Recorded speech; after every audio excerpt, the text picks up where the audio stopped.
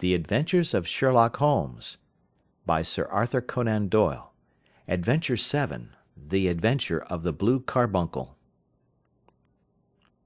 I had called upon my friend Sherlock Holmes upon the second morning after Christmas, with the intention of wishing him the compliments of the season.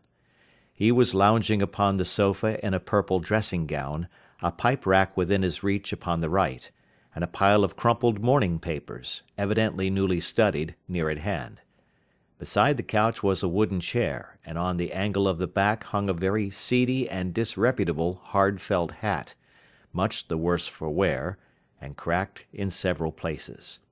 A lens and a forceps lying upon the seat of the chair suggested that the hat had been suspended in this manner for the purpose of examination. "You are engaged," said I. "Perhaps I interrupt you." "Not at all. I am glad to have a friend with whom I can discuss my results. The matter is a perfectly trivial one." He jerked his thumb in the direction of the old hat. "But there are points in connection with it which are not entirely devoid of interest and even of instruction." I seated myself in his armchair and warmed my hands before his crackling fire, for a sharp frost had set in, and the windows were thick with the ice crystals. "I suppose," I remarked, "that, homely as it looks, this thing has some deadly story linked on to it, that it is the clue which will guide you in the solution of some mystery and the punishment of some crime." No crime," said Sherlock Holmes, laughing. "Only one of those whimsical little incidents which will happen when you have 4,000,000 human beings all jostling each other within the space of a few square miles. Amid the action and reaction of so dense a swarm of humanity, every possible combination of events may be expected to take place, and many a little problem will be presented which may be striking and bizarre without being criminal. We already had experience of such." "So much so," I remarked, "that of the last 6 cases which I have added to my notes, 3 have been entirely free of any legal crime." "Precisely. You allude to my attempt to recover the Irene Adler papers, to the singular case of Miss Mary Sutherland, and to the adventure of the man with the twisted lip. Well, I have no doubt that this small matter will fall into the same innocent category. You know Peterson, the commissionaire?" "Yes." "It is to him that this trophy belongs?" "It is his hat." No, he found it. Its owner is unknown. I beg that you will look upon it not as a battered billycock, but as an intellectual problem. And first, as to how it came here. It arrived upon Christmas morning, in company with good fat goose, which is, I have no doubt, roasting at this moment in front of Peterson's fire. The facts are these. About 4 o'clock on Christmas morning, Peterson, who, as you know, is a very honest fellow, was returning from some small jollification, and was making his way homeward down Tottenham Court Road. In front of him he saw, in the gaslight, a tallish man, walking with a slight stagger, and carrying a white goose slung over his shoulder. As he reached the corner of Goodge Street, a row broke out between this stranger and a little knot of roughs. One of the latter knocked off the man's hat, on which he raised his stick to defend himself, and swinging it over his head, smashed the shop window behind him. Peterson had rushed forward to protect the stranger from his assailants, but the man, shocked at having broken the window, and seeing an official-looking person in uniform rushing towards him, dropped his goose, took to his heels, and vanished amid the labyrinth of small streets which lie at the back of Tottenham Court Road.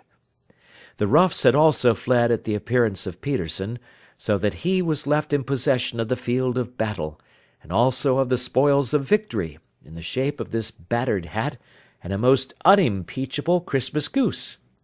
"Which surely he restored to their owner." "My dear fellow, there lies the problem. It is true that 'For Mrs. Henry Baker' was printed upon a small card which was tied to the bird's left leg, and it is also true that the initials H.B.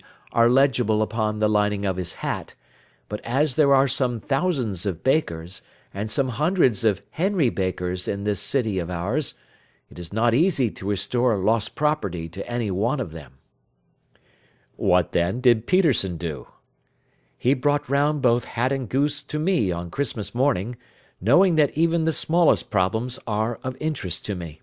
The goose we retained until this morning, when there were signs that, in spite of the slight frost, it would be well that it should be eaten without unnecessary delay.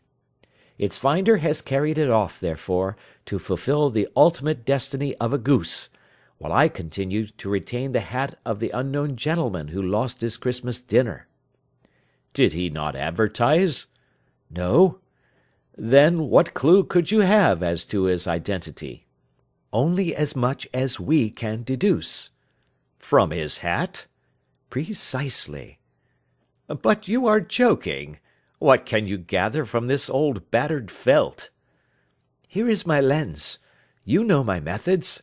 What can you gather yourself as to the individuality of the man who has worn this article?" I took the tattered object in my hands, and turned it over rather ruefully. It was a very ordinary black hat of the usual round shape, hard and much the worse for wear. The lining had been of red silk, but was a good deal discoloured. There was no maker's name, but, as Holmes had remarked, the initials H.B. were scrawled upon one side. It was pierced in the brim for a hat securer, but the elastic was missing. For the rest, it was cracked, exceedingly dusty, and spotted in several places, although there seemed to have been some attempt to hide the discoloured patches by smearing them with ink. "I can see nothing," said I, handing it back to my friend. "On the contrary, Watson, you can see everything. You fail, however, to reason from what you see. You are too timid in drawing your inferences." "Then pray tell me what it is that you can infer from this hat." He picked it up, and gazed at it in the peculiar introspective fashion which was characteristic of him. "It is perhaps less suggestive than it might have been," he remarked, "and yet there are a few inferences which are very distinct, and a few others which represent at least a strong balance of probability. That the man was highly intellectual is of course obvious upon the face of it, and also that he was fairly well to do within the last 3 years, although he has now fallen upon evil days. He had foresight, but has less now than formerly, pointing to a moral retrogression, which, when taken with the decline of his fortunes, seems to indicate some evil influence, probably drink, at work upon him. This may account also for the obvious fact that his wife has ceased to love him." "My dear Holmes!" "He has, however, retained some degree of self-respect," he continued, disregarding my remonstrance. "He is a man who leads a sedentary life, goes out little, is out of training entirely, is middle-aged, has grizzled hair which he has had cut within the last few days, and which he anoints with lime cream. These are the more patent facts which are to be deduced from this hat. Also, by the way, that it is extremely improbable that he has gas laid on in his house." "You are certainly joking, Holmes." "Not in the least. Is it possible that even now, when I give you these results, you are unable to see how they are attained?" "I have no doubt that I am very stupid, but I must confess that I am unable to follow you. For example, how did you deduce that this man was intellectual?" For answer, Holmes clapped the hat upon his head. It came right over the forehead and settled upon the bridge of his nose. "It is a question of cubic capacity," said he. "A man with so large a brain must have something in it." "The decline of his fortunes, then?" "This hat is 3 years old. These flat brims curled at the edge came in then. It is a hat of the very best quality. Look at the band of ribbed silk and the excellent lining. If this man could afford to buy so expensive a hat 3 years ago, and has had no hat since, then he has assuredly gone down in the world." "Well, that is clear enough, certainly. But how about the foresight and the moral retrogression?" Sherlock Holmes laughed. "Here is the foresight," said he, putting his finger upon the little disc and loop of the hat securer. "They are never sold upon hats. If this man ordered one, it is a sign of a certain amount of foresight, since he went out of his way to take this precaution against the wind. But since we see that he has broken the elastic and has not troubled to replace it, it is obvious that he has less foresight now than formerly, which is a distinct proof of a weakening nature. On the other hand, he has endeavoured to conceal some of these stains upon the felt by daubing them with ink, which is a sign that he has not entirely lost his self-respect." "Your reasoning is certainly plausible." "The further points, that he is middle-aged, that his hair is grizzled, that it has been recently cut, and that he uses lime cream, are all to be gathered from a close examination of the lower part of the lining. The lens discloses a large number of hair ends, clean cut by the scissors of the barber. They all appear to be adhesive, and there is a distinct odour of lime cream. This dust, you will observe, is not the gritty grey dust of the street, but the fluffy brown dust of the house, showing that it has been hung up indoors most of the time, while the marks of moisture upon the inside are proof positive that the wearer perspired very freely, and could therefore hardly be in the best of training." "But his wife? You said that she had ceased to love him." "This hat has not been brushed for weeks. When I see you, my dear Watson, with a week's accumulation of dust upon your hat, and when your wife allows you to go out in such a state, I shall fear that you also have been unfortunate enough to lose your wife's affection." "But he might be a bachelor." "Nay, he was bringing home the goose as a peace offering to his wife. Remember the card upon the bird's leg." "You have an answer to everything. But how on earth do you deduce that the gas is not laid on in his house?"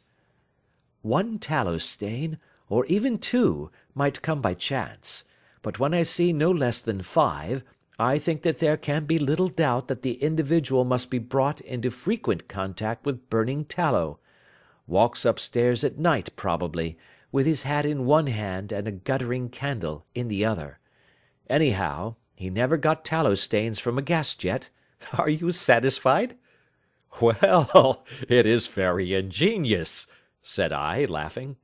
"But since, as you said just now, there has been no crime committed, and no harm done save the loss of a goose, all this seems to be rather a waste of energy." Sherlock Holmes had opened his mouth to reply, when the door flew open, and Peterson, the commissionaire, rushed into the apartment with flushed cheeks and the face of a man who is dazed with astonishment. "The goose, Mr. Holmes, the goose, sir," he gasped. "Eh? What of it, then? Has it returned to life and flapped off through the kitchen window?"